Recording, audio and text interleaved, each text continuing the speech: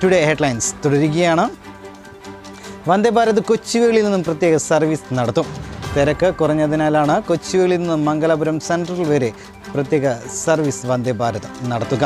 രാവിലെ 10:45 കൊച്ചുവേളിയിൽ നിന്നും പുറപ്പെടുന്ന വന്ദേ ഭാരത് എക്സ്പ്രസ് രാത്രി 10 മണിയോടുകൂടി മംഗലാപുരം സെൻട്രലിൽ എത്തിച്ചേരും.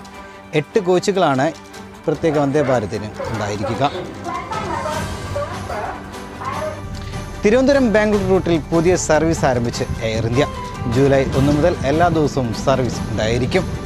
ബാംഗ്ലൂരിൽ നിന്നും വൈകിട്ട് 3 മണിക്ക് പുറപ്പെടുന്ന വിമാനം വൈകിട്ട് 4:15 തിരുവനന്തപുരത്ത് എത്തിച്ചേരും.